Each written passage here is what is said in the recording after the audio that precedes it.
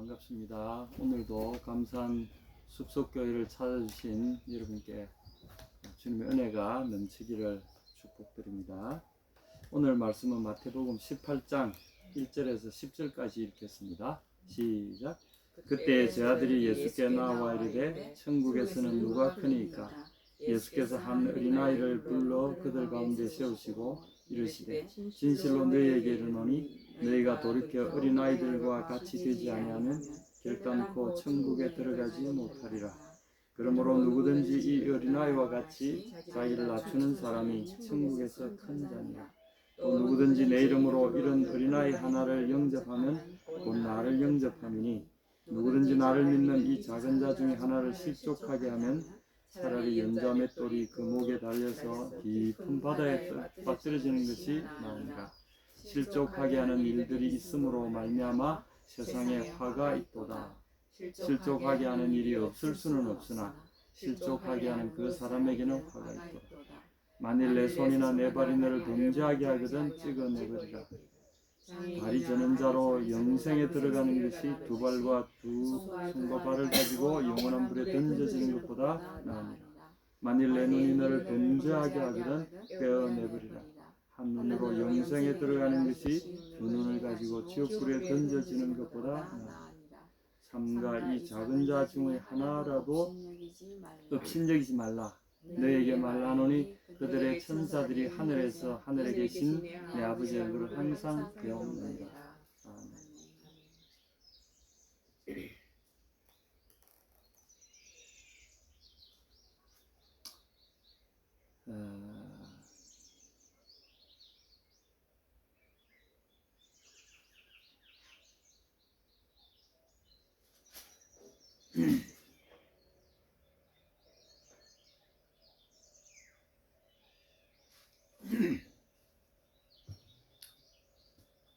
오늘 말씀에서 이 어린아이에 대한 이제 주제를 이야기를 하시죠.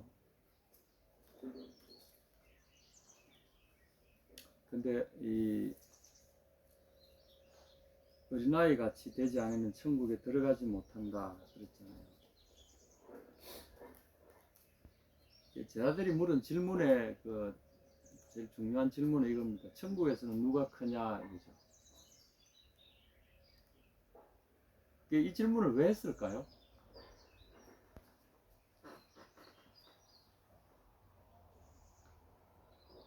그러면 우리 교회에서 누가 제일 크냐 이렇게 물으면 어떻게 대답할 수 있습니까?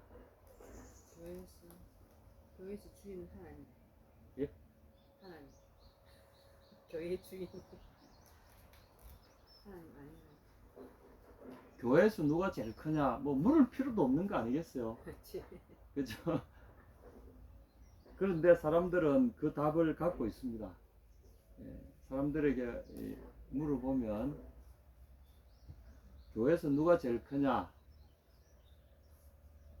평신도들에게 물어보면, 장로들에게 물어보면 장로가 제일 크지.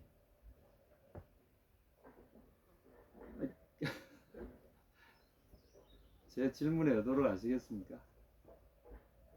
그리고 많은 사람들, 내 자신을 포함한 많은 분들이 교회 안에서 기도하면 하나님이 들어주신다. 근데 기도할 때 하나님 절대 내가 기도해 봤는데 아무리 기도해도 안 들어주셔. 이런 믿음을 또 갖고 있어요. 안 들어주신다는 믿음을 가지고 기도하는 척을 해요. 그리고 여기도 보면 천국에서 누가 큽니까? 이 질문이 갖는 의도가 참 질문의 그 내용보다 의도가 좀 중요하잖아요. 질문의 본질을 이야기하는 거기 때문에 누가 큰가? 근데 예수님 입장에서 보면 야 크고 작고 이게 무슨 상관이냐 그게 천국에 들어가느냐 안 들어가느냐 그게 제일 중요한 문제지. 여러분 어때요? 천국에 들어가느냐 안 들어가느냐 이 문제가 제일 큰 문제지. 천국에서 누가 크냐 작냐 그게 무슨 문제냐는 거지. 너희가 천국이 어떤 곳인지 알기는 하고 이 질문을 하느냐. 이건 다시 말해서 세상과 천국이 똑같다고 생각하는 아마 그런 착각 속에서 질문을 한 것 같아요. 그러니까 예수님 이 질문을 들으셨을 때 얼마나 한심하셨겠어요. 그리고 가슴이 답답하셨을까? 얘들이 아직도 이러고 있구나. 이럴 때 저도 좀 그런 부류의 사람인데 내가 좀 기대하고 있는데 그들이 보이는 이 반응이나 그 현실을 잘 드러내는 그런 어떤 뭔가를 툭 이렇게 내가 봤을 때 아이고 왜 속이 막 그냥 억장이 무너지는 그런 느낌이 듭니다. 예수님도 이 질문을 이렇게 들으시면서 참 억장이 무너지는 느낌이 들어서 아직도 얘들이 너무도 몰라도 왜 이렇게 무지하냐 이렇게 더디냐 이런 답답한 마음을 가지시고 계시지 않았을까. 그러면서 이제 그렇지만 예수님의 우리가 하나 참 배우게 되는 것은 이런 질문을 무시하지 않으신다는 거죠. 이게 참 중요합니다. 참 억지 같은 철없는 질문을 하더라도 그거를 통해서 배우는 그들을 가르치는 좋은 가르침의 기회로 삼으시더라고요. 이거 참 중요해요. 묻지 않는 사람에게 가르치기는 어렵습니다. 근데 물어오는 사람에게 가르치기는 참 좋아요. 왜냐하면 준비가 되어 있으니까. 그리고 나름대로 자기 나름대로 뭔가 생각을 하다가 막혔을 때 물어보는 거잖아요. 막힘이 없으면 물을 필요도 없잖아요. 막혀 있는 사람, 그 막힌 거 가지고 고민하는 사람들에게 그 막힌 부분을 탁 터주면은 이게 확 흡수되듯이 주님은 그런 이 기회를 절대 놓치지 않으셨어요. 제처럼 이렇게 저 꽉 막힌 저놈들하고 막 갑자기 화가 나서 이렇게 판단하는 기회로 삼는 게 아니라 주님은 그들에게 가르치는 최적의 찬스다라고 보셨다는 거죠. 이거 참 중요합니다. 하나님. 이 예수님의 이런 모습만 우리가 이렇게 발견하게 돼도 오늘 설교들은 이 값어치는 다 했다고 생각이 듭니다. 제 개인적으로는 그렇습니다. 아, 예수님이 이렇게 받아주시는구나. 그리고 이것이야말로 정말 좋은 찬스구나. 자, 여기서 주님 오늘 보여주시는 이 답변에서 놀라운 것들을 보게 됩니다. 평소에 우리가 그냥 넘어갈 수밖에 없었던 건데 여기에 여러분 그 직설화법 있잖아요. 화법에는 두 가지가 있다고 그러는데 직설화법과 간접화법이 있는데 직설화법은 이것은 뭐다 하고 바로 이렇게 이건 뭐다 하고 대놓고 이야기하는 거죠. 근데 간접화법은 둘러서 말하는 겁니다. 그걸 이제 영어로는 뭐 circumlocution 이렇게 이야기합니다. circum 빙 둘러서 말한다는 그 말이죠.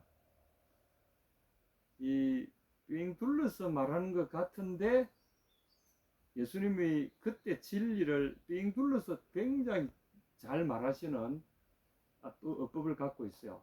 오늘 한번 여러분 이 예수님의 이 답변 속에 어떤 진리들이 추가되어 가지고 그들에게 나타나고 있어요. 그거 한번 잘 살펴보십시다. 이거 성경을 바라보는 굉장히 재밌는 시각인데 주님 지금 이렇게 단순한 답변을 하시는 것 같은데 보통 보면 제자들이 직설적으로 이게 뭡니까 하고 여쭤보면 예수님은 엉뚱한 대답 같은 걸 또 하세요. 여러분 그런 거 많이 있지 않습니까? 근데 그 엉뚱한 대답 속에 뭐가 있다는 거죠. 오늘 한번 보겠습니다. 누가 큽니까? 그러니까 어린아이 뭐 한 10살 미만의 내가 보니 한 5살에서 10살 미만의 아이 아닐까 대충 우리 말은 초등학생 같은 애 하나를 5살 6살 된 애도 애를 주님께서 그 옆에 있는 애를 아마 자기 어머니나 아버지를 따라왔겠죠. 자기 무릎에 이렇게 안으시고 제 아들에게 설명하시기 시작하셨어요. 진실로 너에게 이르노니 너희가 돌이켜 이 어린아이들과 같이 되지 않으면 결단코 천국에 들어가지 못합니다. 그러니까 주님은 천국에 누가 크냐 이게 중요한 게 아니라 천국에 들어가는 자체가 더 중요하다고 일단 말씀하시는 거죠. 그러니까 여기서 첫 번째 제 아들의 질문이 포인트가 너희들이 굉장히 잘못된 질문을 하고 있다는 걸 찍어주신 거죠. 천국에 들어가는 것이 굉장히 중요하다. 그것이 크냐 작으냐보다 더 중요한 문제다.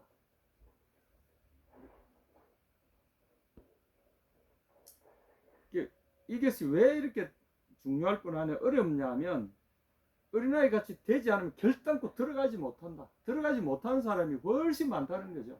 천국 극소수만 들어가게 되고, 그러니 천국에서 극소수끼리 크고 작으니 이거 따지는 건 의미가 없다는 거죠. 그 극소수에 뽑히는 것만 해도 어마어마하게 중요하다는 거죠.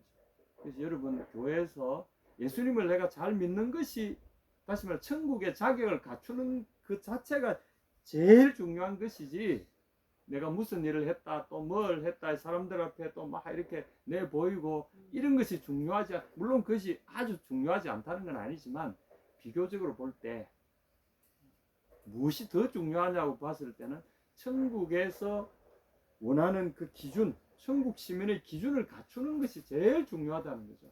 그 이상의 가치를 논할 필요가 없다는 거죠.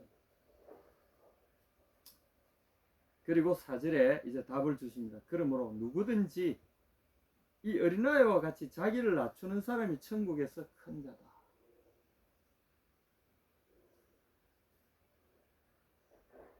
다시 말해서 천국에 들어갈 자격을 갖추기만 하면 천국에서는 다 위대하다는 거죠.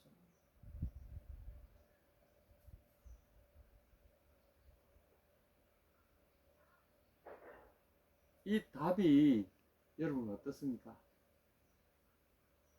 제 아들이 천국도 이렇게 빈부 귀천이 있고 아마 이런 걸로 착각했을지 모르는데 그렇지 않다는 거죠. 천국에 들어가면 너희가 상상할 수도 없는 새로운 세계, 새로운 차원의 존재 세계가 펼쳐지는데, 거기에서 너희들이 받는 그 천국 백성들이 누리는 그 영화와 그 아름다움과 그 권세와 이런 것들은 상상할 수도 없다. 여기처럼 차별이 있고 큰 자, 낮은 자 이런 게 있는 것이 아니라, 거기는 아무리 못해도 너희가 누리던 이런 거하고는 상상할 수 없다. 그러므로 천국에 들어가는 이 자체가 정말 중요하다. 또 5절에 보십시오. 누구든지 내 이름으로 이런 어린아이 하나를 영접하면 곧 나를 영접한다. 또 누구든지 나를 믿는 이 작은 자 중 하나를 실족하면, 넘어지게 하면, 다시 말해서 예수님을 따르는 삶에서 포기하게 하면, 차라리 연자맷돌이 그 목에 달려서 깊은 바다에 빠뜨려지는 것이 나은다. 그러면서 너 개인적으로 볼 때 네 손이나 발이 너를 범죄하게 하건, 너를 범죄할 뿐 아니라 너를 범죄하게 해서 다른 사람을 넘어지게 하는 그런 존재가 되게 하거든. 또 9절, 내 눈이 너로 하여금 너를 넘어지게 만들어서 네가 또 다른 사람들을 넘어지게 만드는 원인이 되게 한다든지 하면은 엄청난 징벌에 처해진다는 거죠. 그러니 여기 보면은 이 말은 그냥 범죄하는 것이 너무나 안 좋으니까 절대로 범죄하지 마라, 이런 뜻만은 아니에요. 이건 뭘 이야기하고자 하면 위에 있는 연자맷돌을 떨어지는 6절에 연자맷돌을, 왜 그 사람이 연자맷돌을 달고 다시는 수면으로 떠오르지 못하게 영원히 깊은 물속에 깔아앉게, 이런 의미잖아요. 영원한 형벌에 처해지는 것이 훨씬 낫다. 이렇게 극도의 징벌이 무엇을 잘못했다고 가해지는 징벌입니까? 자기 눈 하나 어디 뭐 잘못했다고 빼버려라, 팔 하나 잘못했다고 팔다리 잘라버려라, 이런 극단적인 표현들은 왜 이렇게 나올까요? 무엇을 위하여? 이건 바로 너희들 보기에 하찮아 보이는 하나님의 자녀를 넘어지게 하는 그 행위, 그런 범죄, 이것이 되는 것을 극도로 주의하라고 하시는 표현이죠.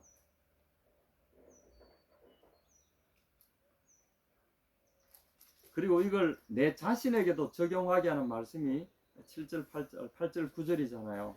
두 손과 두 발 차라리 범죄하게 하는데 쓰여지면 내 눈이 너를 범죄하게, 이 굉장히 우리 삶에 이것 없으면 우리 삶이 안 되잖아요.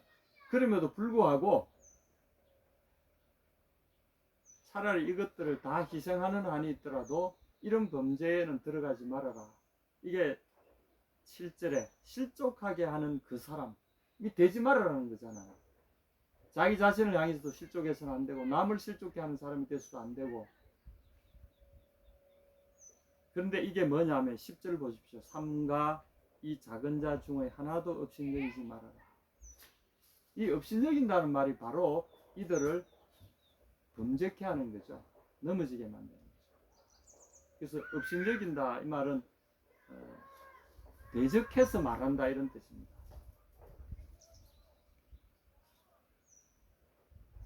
함부로 낮추어 말하고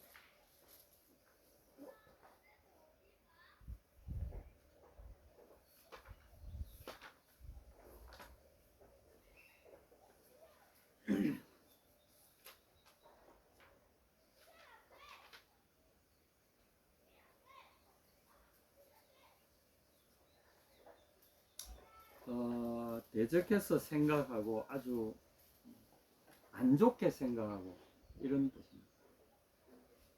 업신여긴다, 낮추어 본다, 가치를 낮추어 본다. 이게 카타프로네오라는 말인데, 카타라는 말은 대적해서 적대적으로 이런 의미도 있고 낮추어서 이런 말도 의미도 되죠. 그리고 프로네오는 생각하다는 거죠. 마음의 생각을, 그러니까 평가를 무가치한 것으로 평가하지 말아라 하는 거죠. 보기에 어리다고 무가치하게 보거나 낮추어 보지 말아라. 업수히 여기지 말라는 거죠. 그 다음에 또 보면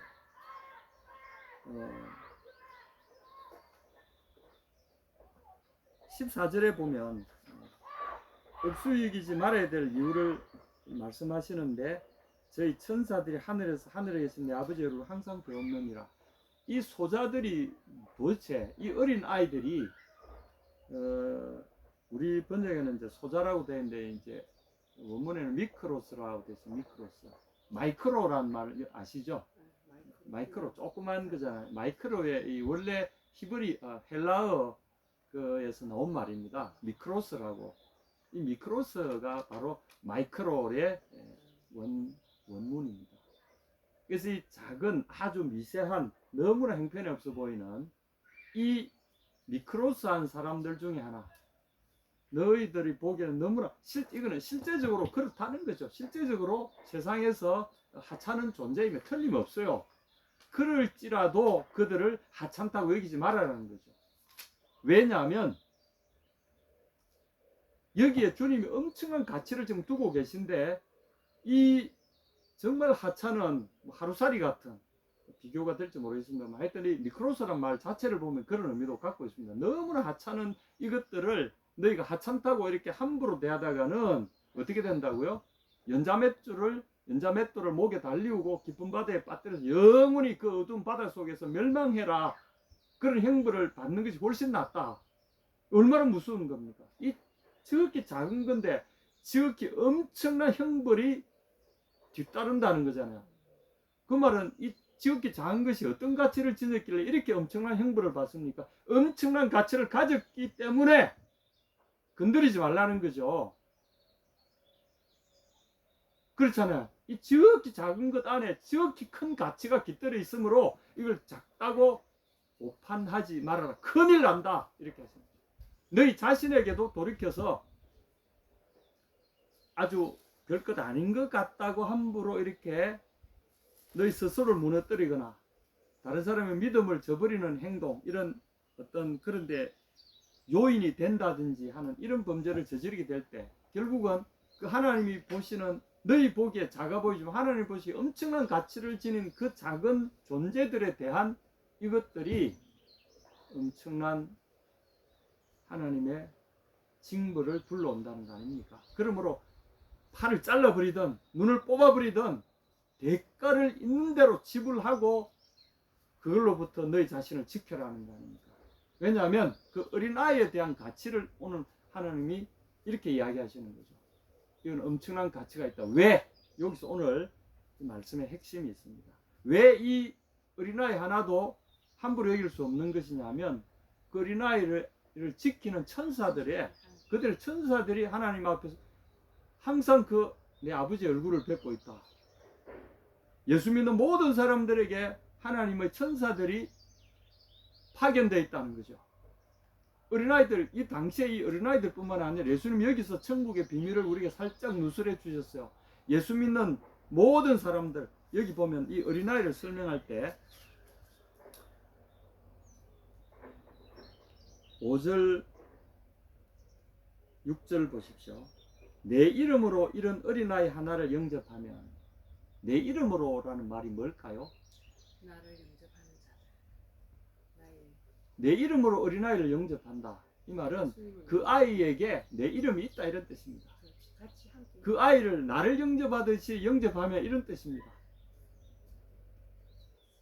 선지자의 이름으로 선지자를 영접하면 선지자의 상을 받을 것이요, 의인의 이름으로 의인을 영접하면 의인의 상을 받을 것이요, 여기 나를 믿는다 중에 지극히 작은 자 하나라도 내 이름으로, 그러니까 그들에게 주어진 나의 이름, 그런 뜻입니다.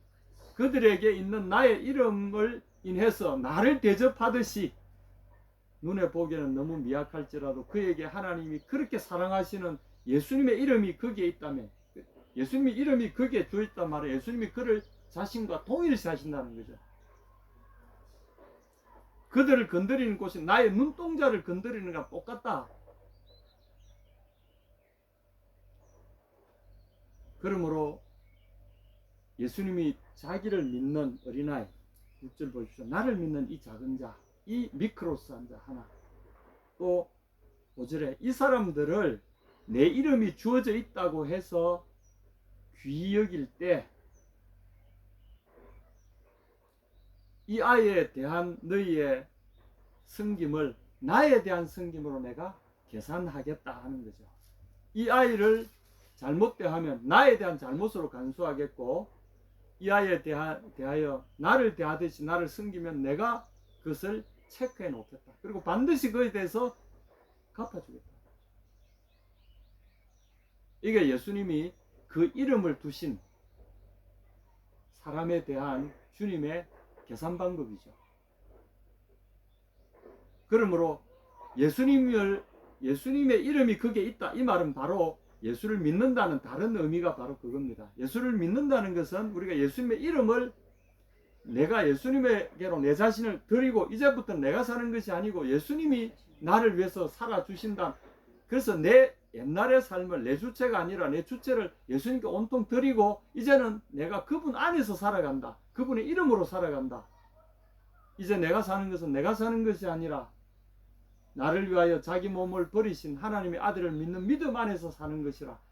이게 이제 좀 어려운 말로 들리지만 아주 단순하게 보면은 예수님 안으로 내가 피난해 들어가 가지고 이전 거는 모두가 내가 파산이 됐기 때문에, 파산이 되면요, 파산 관제인 앞으로 모든 것이 권리가 넘어갑니다. 그리고 권리와 의무가 파산 관제인 앞으로 다 넘어가요. 그럼 파산 관제인이 나를 위해서, 그 파산한 사람을 위해서 모든 것을 해줍니다. 똑같이 우리가 파산을 선포하고 예수님 안으로 우리 명의를 옮기면 이제는 나의 모든 명의는 예수님에게로 이전되어 있고 예수님이 나를 위해서 모든 걸 해주신다는 의미를, 이게 예수를 믿는다는 의미입니다. 그래서 세례를 받는다고 했을 때 into the name of the Father, into the name of the Son, into the name of the Holy Spirit I baptize you, 이렇게 합니다. 다시 말해서 그 이름이 예수님 안으로 들어오게 소속이 된다는 선포를 하는 것이 세례죠. 예수님의 소유가 되고 아버지의 소유가 되고 성령의 소유가 되어서 이제는 내가 사는 것이 아니라 그분이 나의 주인이시고 나의 모든 권리 의무가 그분에게로 이전되었다라고 하는 걸 선포할 때 이 에이스, 그리스 말로 into, 영어로 into, 에이스라고 하는 말로 표현되고 영어로 into 또는 in, 그래서 킹제임스 번역판에는 그대로 번역해 놨습니다. Baptized into the name of the Son, into the name of the Father, into the name of the Holy Spirit, 이렇게 번역해 놨어요. 우리는 그냥 예수의 이름으로 세례를 주노라, 이게 보면 무슨 뜻인지 알기가 좀 어렵게 되어 있어요. 이름 안으로 세례를 준다, 이렇게 되어 있어요. 그렇다면 오늘 말씀의 핵심은 이겁니다. 예수를 믿는 모든 사람들에게 예수님은 당신이 그들을 받으시면서 이제는 그들을 위하여 당신 자신을 내어주시겠다는 거죠. 그리고 이들을 건드리면 당신 자신을 건드리시는 것과 똑같이 취급하시겠다는 거죠. 그런 의미에서 이렇게 엄청난 징벌과 이런 엄청난 파멸을 그들에게 선포하신 거죠. 누구라도 이 자를 건드리면 나를 건드리는 거다. 그런 의미로. 근데 오늘 말씀에 이제 정말 중요한 것은 이 믿는 자들에 대해서, 이 작은 자들에 대해서 우리 자신과 이 작은 자를 대치해 놓고 여러분 한번 생각해 보시기 바랍니다. 우리가 보기에도 우리 자신이 별 볼 일 없어 보이는데, 그러나 그분에게 세상 사람들은 물론이거나 내 자신도 내 자신을 볼 때 형편이 없어 보이고 미크로스하게 보이잖아요. 그게 또 실제이기도 해요. 그럼에도 불구하고 예수님은 당신에게로 피해 들어온 사람들을 보시는 그 시야를 어떻게 보시는가, 이게 오늘 말씀의 핵심입니다. 이 사람들이 주님 앞에서는 어떤 존재들인가, 자기의 온 것을 다 바꾸어 줄 만큼 귀중한 존재로 보시는 거죠. 그런 의미에서 보면 우리가 십자가도 이해가 되어지고요, 그분이 우리를 향한 이런 반복되어지는 은혜의 이유도 설명되어질 수가 있습니다. 그 사랑은 우리가 참 이해하기 어렵습니다만은 우리를 왜 이렇게 추적해 오시면서 내일 반항하는 우리를 그렇게 사랑하시는가, 왜 저렇게 십자가를 지셔야만 했을까, 저 또 배신도 당하시고 그러잖아요. 그 아시면서도 배신 당하세요. 아시면서도 사랑을 해주실까, 이런 이유들이 우리가 존귀하다는 이유죠. 여러분, 이거 우리가 꼭 좀 생각해야 됩니다. 우리는 존귀한 존재들입니다. 우리와 같은 존재를 온 우주를 다 주고 바꾸려고 해도 하나님 안 바꾸시겠다고 우리에게 자신을 투자하신 거잖아요. 그래 놓고 보면 이게 얼마입니까? 이거 한 1,000원 합니까? 여기에 지불된 가치가 이것의 가치를 결정하잖아요. 500원 주면 이건 500원의 가치를 가진 거죠. 1,000원을 주면 1,000원의 가치를 가진, 1억을 주면 1억의 가치를 가진 물이 되는 겁니다. 어떤 대가가 이 물을 위해서 지불되었느냐, 이게 이 물의 가치를, 이게 우리를 위하여 어떤 대가가 지불되었느냐, 성경에서 말하는 어떤 대가가 지불된, 예수 그리스도의 생명이 지불됐잖아요. 그럼 우리의 가치는 어떤 가치입니까? 예수 그리스도의 생명에 필적하는 가치를 우리가 갖고 있다는 거죠. 하나님이 매겨주신 가치입니다. 그렇다면 우리가 우리 자신을 업수히 여길 수 있겠으며 우리가 다른 사람들 업수히 여길 수가 있겠습니까? 이제까지는 세상 사람들의 세상의 가치로만 보았다면 얼마짜리 이런 사람 저런 사람, 내한테 잘해주면 좋은 사람, 내한테 못해주면 나쁜 사람, 이제 이런 가치에서 좀 우리가 벗어나서 천국에서 누가 큽니까? 이런 가치가 결국은 이런 거 아니겠어요? 이제는 좀 그런 세상적인 가치 기준을 좀 떠나서 예수님의 가치를 보시게 되면, 여기 보면 이 작은 자들 중에 하나, 자기를 낮추는, 낮으니까 낮출 수밖에 없잖아요. 많이 가지고 높으면 저절로 배가 나오고 고개가 들어지고 사람들하고 말이 많아지고 안 그렇습니까? 근데 없으면요, 배가 쑥 들어가면 고개가 쑥 따라 내려가고 말도 적어지고 그렇잖아요. 배가 나오기 시작하면 모든 것이 이렇게 막 뒤로 뒤집어지기 시작합니다. 그러면서 막 자기도 뒤집어지고 다른 사람도 뒤집어지게 만들죠. 근데 배가 쑥 들어가면 쑥 해가지고 이제 자기를 보게 되고 땅을 보게 되고 목소리도 기어 들어가게 되고 그렇잖아요. 중요한 것은 그분이 나를 누구라고 봐주시는 그 가치에 우리 이제 가치를 맞추어 가자는 거죠.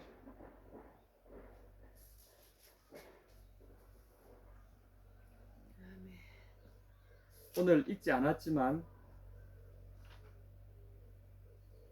18장 14절에 보시면 이와 같이 이 소자 중에 똑같이 미끄럽습니다. 하나라도 이뤄지는 것은, 멸망하는 것은 하늘에 계신 내 아버지의 뜻이 아니라.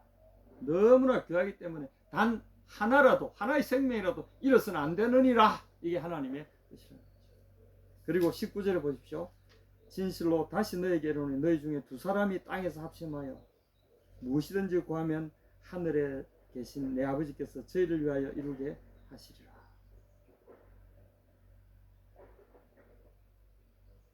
이게 이제 만일 두 사람이라도 만일 두 사람이라도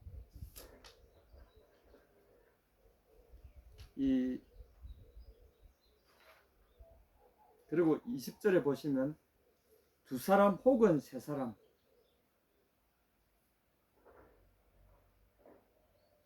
너희 중에 두 사람 혹은 세 사람만이라도 내 이름으로 모인 곳에 나도 그들 중에 있다. 이게 오늘 말씀의 정말 핵심이죠. 아까 앞에 그 말씀하고 바로 나를 믿는 이 작은 자 중에 하나, 그 말씀과 내 이름으로 모인 두세 사람, 이들 중에 누가 있다고요? 왜냐하면 그들 속에 예수님이 계시고 그들에게 예수님의 이름이 주어져 있기 때문에 그렇습니다. 여호와라고 불리는 이 하나님의 거룩한 성호는 기본적인 의미는 내가 너와 함께 있다, 이런 뜻입니다. 그래서 우리가 임마누엘, 우리와 함께 계신 하나님 이렇게 부르지 않습니까? 예수님을 임마누엘이라고 부른다면 원래 임마누엘은 여호와에서 나온 말입니다. 그가 우리와 함께 계시다. 그래서 원래 예호와 에흐에 내가 있을 것이다, 임마크 너와 함께 있을 것이다 해서 나온 말이 그 이름으로 바뀌었습니다. 내가 너와 함께 있을 것이다, 내가 너와 함께 있다. 영원한 현재형으로 표현합니다. 영원한 미완료, 끝나지 않는 계속되는 현재 진행으로 존재하고 있다는 거죠. 그래서 그분의 이름을 우리에게 두셨고 우리와 당신을 동일시해 주심으로써 우리를 당신의 어떠함처럼 우리를 존귀하게 여겨주시는, 이게 예수 믿는 비밀입니다. 그럼 우리가 예수 믿는다는 것을 너무 가볍게 생각하지 마십시오. 절대 가볍지 않죠. 어마어마한 변화가 일어난 것이고 하나님으로서는 에게 어마어마한 가치를 여기에 부여해 주시는 거죠. 그래서 성경에서 오늘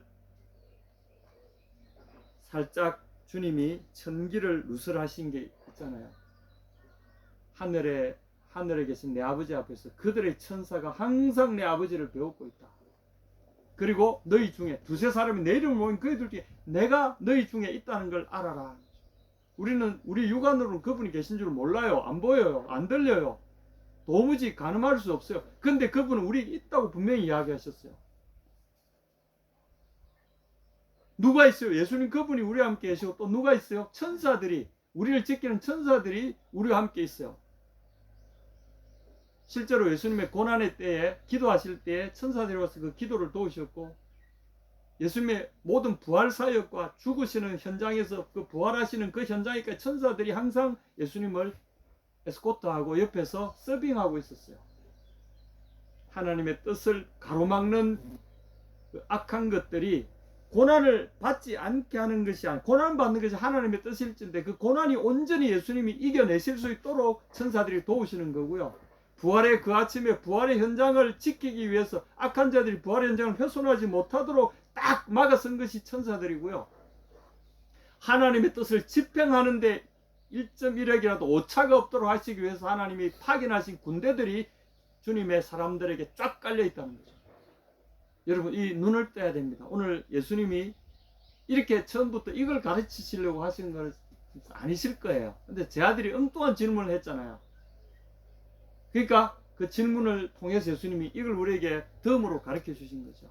너희의 가치가 이러하다. 얘들아, 이 땅에서 너희가 지금 작아 보이지만 두세 사람이고 사람들도 몇 명 안 되지만 우리요 지금 딱 우리를 가르친 말씀 같기도 한데요. 너희들은 엄청난 존재들이다. 내 이름이 너희에게 주어져 있고 나의 모든 것이 너희를 위하여 주어져 있기 때문에 너희는 엄청난 존재들이고 나와 같은 가치로 나는 너희를 평가하고 있다. 혹시 예수님을 처음 믿으셨거나 또 지금 예수 믿는다고 말씀하시면서도 회의를 느끼시는 분이 계십니까? 여러분 이 사실을 꼭 기억하십시오. 예수님이 당신과 함께 계시고 예수님의 이름이 당신에게 주어져 있다는 사실을 기억하시기 바랍니다. 이 물병의 가치를 판단하기 위해서 1,000원이 지불돼서 1,000원이라고 그랬지만 여러분을 사시기 위해서 예수의 것으로 만드시기 위해서 당신의 생명을 지불하신 겁니다. 그러므로 당신의 가치는 예수님의 생명의 가치와 동일하다는 사실을 기억하셔야 됩니다. 그리고 이들을 위해서 주님이 약속하신 말씀이 천사들이 그들에게 파송되어 있고요. 두 번째로 예수님이 그들의 모임 속에 함께 동행하신다는 사실을 기억해 주시면 좋겠습니다. 여러분의 가치는 형언할 수 없는 가치를 가지고 있고요. 여러분은 천국에 누가 크냐 이 질문을 하기 이전에 이미 천국에 여러분의 이름이 생명책에 기록됐다는 그 사실이 얼마나 큰 영광인지 여러분 기억하시기 바랍니다. 그러므로 계속 땅에서 낮아지십시오. 땅에서 사람들 앞에 낮아짐을 추구해서 다른 사람들이 당신을 밟고 올라가서 천국에 들어가는 통로가 되도록, 걸림돌이 아니라 여기에 넘어지게 한다, 이 실족하게 한다, 이 말은 죄짓게 한다, 실족하게 한다, 이 말은 걸림돌이 된다는 말이죠. 근데 걸림돌은 튀어나왔기 때문에 걸림돌이 되잖아요. 근데 더 낮추면요 디딤돌이 돼요. 더 낮추어서 다른 사람들의 디딤돌이 될 때 하나님 영광을 받으시고, 이 디딤돌이 되어준 사람들, 그래서 이 어린아이들과 같이 자기를 낮출 때 어떻게 된다고요? 이들이 다른 사람들에게 디딤돌이 되도록 자기를 낮추어주고 자기를 밟고 올라가도록 스스로를 내려놓은 사람들은 예수님이 하던 곡을 따라가는 사람들이잖아요. 나처럼 사람들에게 밟혀서 그들이 나를 밟고 천국 들어가도록 하는 사람은 어떻게 해요? 해와 같이 빛나리라. 천국에서 주님이 어마어마한 상급이 있습니다. 여러분 기억하시고, 첫 번째, 예수님이 여러분과 동행하십니다. 두 번째, 천사들이 여러분을 에워싸고 있습니다. 우리와 함께 계시니가 저희와 함께 있는 이보다 크다. 엘리야의 시종이, 엘리사죠. 엘리사의 시종이 자기들을 둘러싸고 있는 적병들을 보고는 놀래서 어쩔 줄 몰라 할 때 엘리사가 하나님께 기도해서 그 종의 눈을 열게 기도했을 때 눈이 열리니까 어떻게 됐어요? 불병거와 불말이 이 성을, 자기들 포위하고 있는 적군을 오히려 삥 둘러서 그 성을 포위하고 있는, 그리고 함께 있는 불병과 불말의 하나님의 군사들을 보게 됐을 때, 천사들이죠, 천군들이 자기들과 함께 있는 걸 볼 때 엘리사가 거기 보라, 우리와 함께 있는 자가 저들과 함께 있는 자보다 많도다. 여러분 눈을 여셔서 우리와 함께 있는 하나님의 천군 천사들이 예수님과 함께 우리와 동행하고 계신다는 사실을 기억하시면 좋겠습니다. 주님의 이름으로 축복합니다. 아멘.